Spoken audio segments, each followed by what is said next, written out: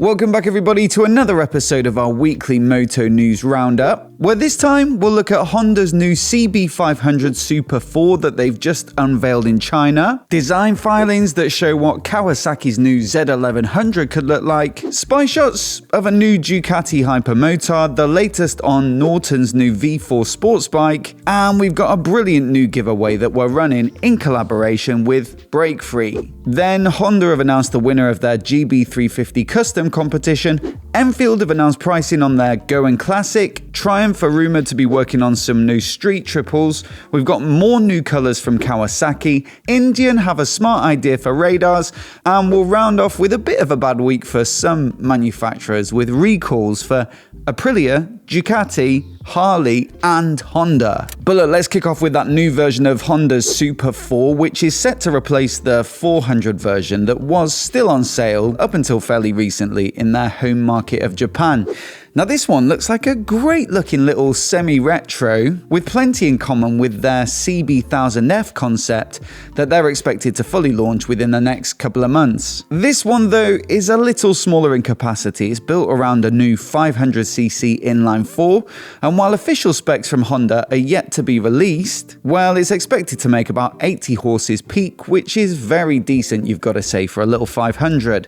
Now other details include a diamond steel frame with a tapered swing arm, an upside down fork, radial Nissin brake calipers up front, and a TFT dash which is said to include connectivity, as well as apparently 5 riding modes, although like I say, some of these details are yet to be confirmed. On top of that though, we do actually know that it will be available with their e-clutch system, which basically allows you to ride the bike as a stop and go, although you do still have the typical clutch lever so you can override it, and of course you are still responsible for gear shifts with a traditional foot shifter. So yeah, this was first unveiled this week at a show called CIMA or SEMA in China, and so I guess the focus predominantly will be on those Asian markets. No word on whether they'll make it available in the UK or Europe or America and so on, but I'm sure, like me, there'll be plenty of you out there who are hoping they do launch it here. Meanwhile, Kawasaki are said to be working on a new naked. We reported on this a few weeks back when they trademarked the name Z1100. But this week, Motorcycle.com have got hold of some design filings which really do give us a very good idea of what it will look like, and it is typical Kawasaki, of course. It's angular, it's modern, it's, kind of aggressive looking. But also Motorcycle.com did include this interactive slider, which allows you to compare it with the now discontinued Z1000. And I've got to say, it is pretty much the exact same. Same frame, same tail section, same tank profile, same side panels, same headlight shroud, although no doubt they'll wrap it all up in a new paint job. But really the only substantial things that have changed are the silencer. It looks a little bit longer and slimmer. They've got rid of the wavy discs as well, and then also the belly pan, or lower fairings, are slightly different as well. But you've got to say, in the big picture, it's pretty much the exact same bike, just with their new 1100 inline 4. We also know a couple of the specs. They've been leaked as well, so it's going to be making about 134 horsepower peak. It's going to weigh in around 221 kilograms curb. And so yeah, I'd love to know what you think of this one. Is it, a nice reincarnation for the semi-affordable, fast naked market, or was it a missed opportunity to do a bit more with this? Let me know down in the comments, and I'd expect we'll see the full announcement for this particular bike at EICMA in about 6 weeks' time. On to some spy shots though, we've got some new stuff from Ducati with one of the next bikes to get their new V2 engine. This time, it looks like it's going to be the Hypermotard, which is currently available in its 950 form with the older, heavier Testastretta V-twin. So this one, with the new V2 engine, might get about 5 or 6 more horsepower. It makes 120 peak in the Panigale and Street Fighter V2, for example, but also it's going to shed a good few kilograms, so I'd expect this new Hypermotard to feel even more light and lively. The rest of the bike looks fairly typical though. You've got the Brembo brakes, Öhlins suspension I'm guessing with that yellow shock, and a TFT dash with, one assumes, all of the latest rider aids and gadgets. But there is one substantial change for the chassis versus the current Hypermotard 950, and that's the dual-sided swing arm. Now this follows on from many other Ducatis like the Panigales and Street Fighters, both the V4 and V2 versions, with the stylish single-sided swing arms being ditched in the name of less weight and better behavior, with a dual-sided swing arm said to give less lateral rigidity, and that gives more grip at greater lean angles where the suspension's less able to do its job. So yeah, again, a little less exotic looking perhaps than its predecessor, but I do love that new V2 engine in the bikes that I've tried it in. It's very lively and playful, and so it should suit this particular bike down to the ground. Now, by the way, a word on Ducati's world premiere season, which is, you know, their online launches that generally run up to EICMA. And we've got the dates for them already for all of their new 2026 bikes. Now, I missed the last one because I was on a trip, but that was the Diavel V4 RS and Multistrada V4 RS. So super sporty, super premium versions of each. And then the next one is said to be tomorrow, and they've already teased it, and it looks to be the V4R version of the Panigale, so it's their World Superbike homologation special. Following on from that, we've got the 7th of October, the 23rd, and then also EICMA itself on November the 4th, so we'll be covering all of these in full detail. Although previously they gave them like teaser names for each episode. They've done that for the past few years, and it used to give you a bit of a clue as to what might be coming. They haven't done that this year though, and so the remaining bikes are anyone's guess, although I would say it'll be a safe bet that some of them will be the new V2 engine going into those old Testa Stretta bikes. So the Hypermotard that we've already looked at, a new version of the Desert X, and also the Monster is still on the Testa Stretta, so maybe we'll see a Monster V2 as well. Now also in the Spy Shots inbox, we've got more of the new NORTON V4, which we saw a month or so back, although with the first set of shots, the bike was absolutely covered in testing equipment, so you didn't really get a particularly good view of it.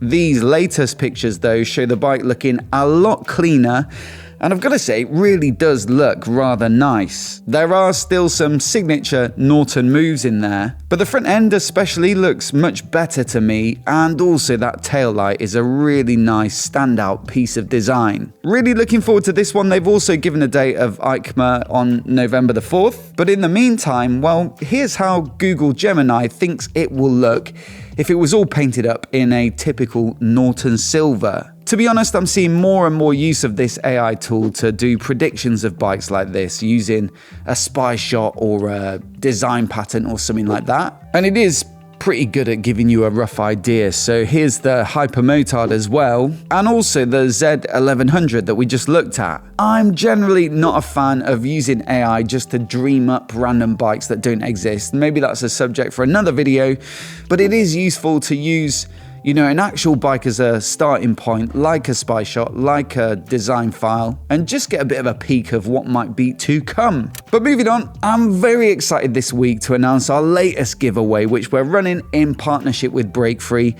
and we've also bundled one in with a whole bunch of other fantastic prizes. Primarily though, Breakfree is a brilliant product, which you might have seen in a few of my recent videos as I've been testing it out on this AGV lid, and it helps you to improve your safety out on the road by increasing your visibility from behind. Now it's super simple. You just put a mount on the back of your lid, make sure it's charged up, slide it on, switch it on, and it's up and running. There's no app, there's no complicated setup or anything like that. And what it does is uses an internal gyroscope and an accelerometer to detect when you're slowing down or decelerating, be that from braking or engine braking, and then it flashes the light when you're slowing down to warn other road users behind. Obviously useful for car drivers, for example, because those rear end shunts are really quite common at junctions, so if it gives them more chance of realizing that you're slowing down, especially if you're engine braking, then that's definitely a good thing. But also that trip I was just recently on with the Triumphs where we were riding as a group of 3, the other 2 riders did say they maybe thought it was a bit of a gimmick when we first set off, but actually when I was leading the group, it became very useful to them as the trip wore on, especially when the weather was bad, because it gave them a really clear prompt that I was slowing down in front, especially when the weather's bad, which it was on that trip.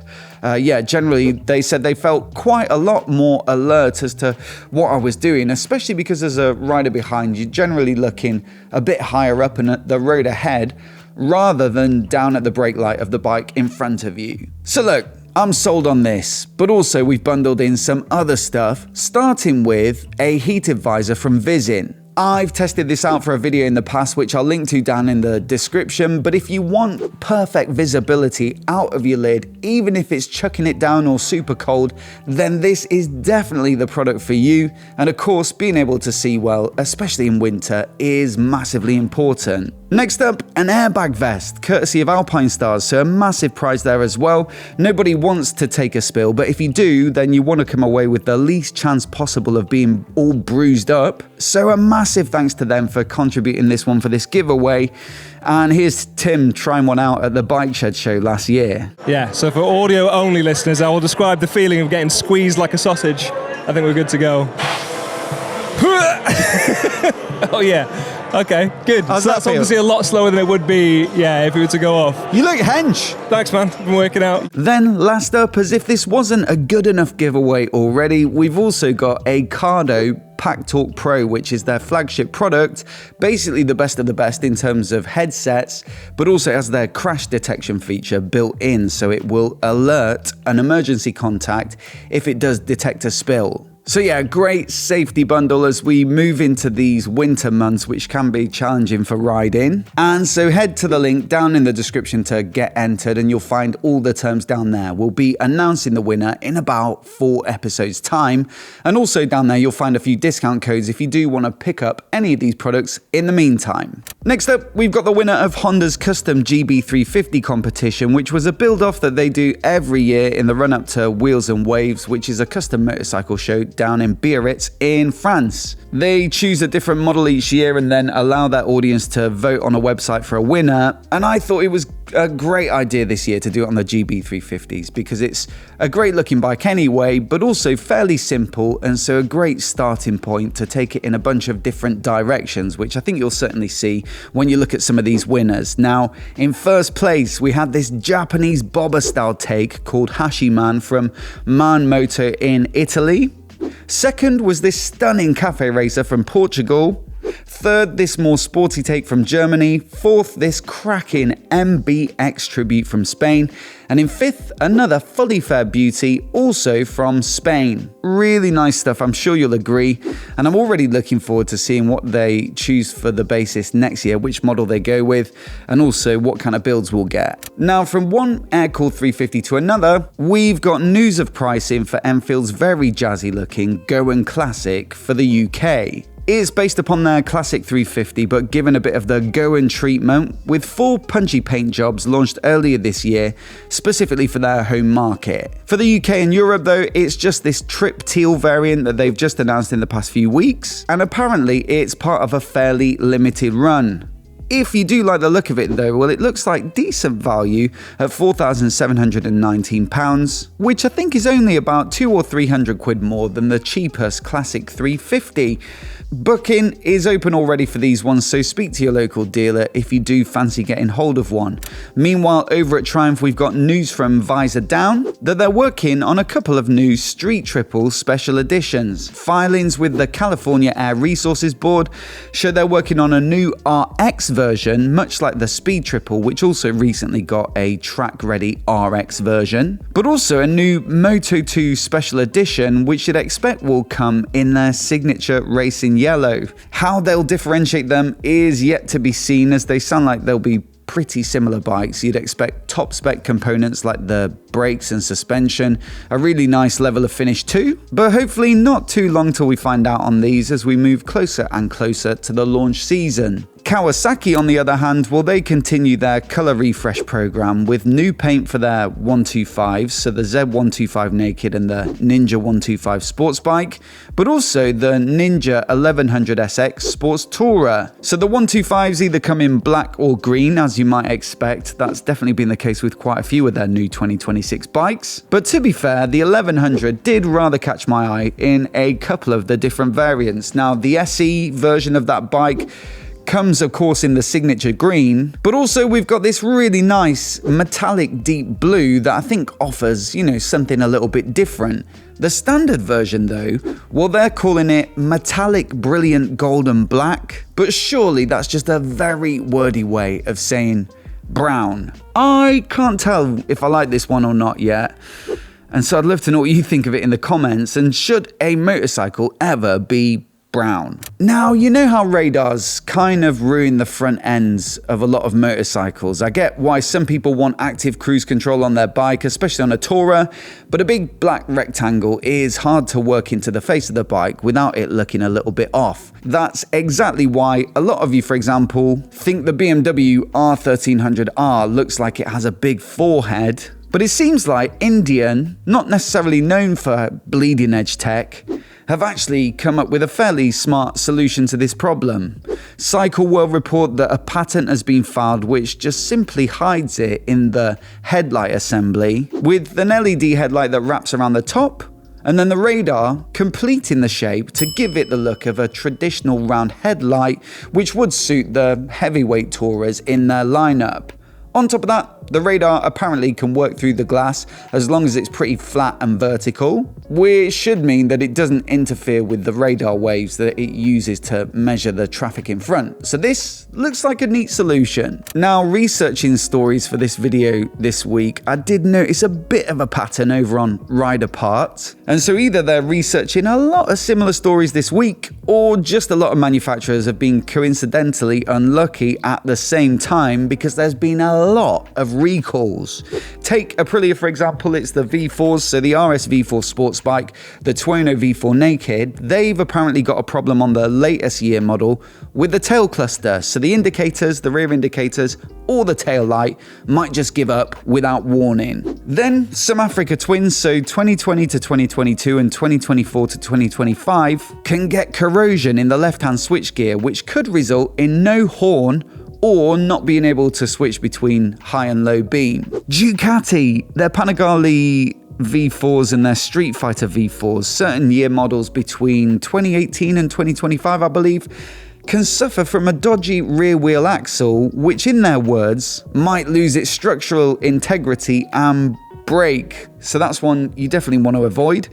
And then Harley with their Sportster S, apparently the top triple clamp has been prone to fracturing, and so they're contacting owners quite rightly about that. A lot of those sound quite alarming to me, so definitely have your eye on the post or your email if you own any of those bikes. As always, I'd love to know what you think of this week's story, so do let me know down in the comments below. And if you want to see my trip that I was on that meant I missed that first Ducati world premiere, it was a road trip around Cornwall on the Triumph 660s. Had a blast shooting it, so I'll put it on the screen now so you can check it out in case you missed it this weekend. Do hit subscribe for more of the latest motorcycle news and reviews right here on MOTOBOB. A massive thanks for watching today, and we'll catch you in the next video.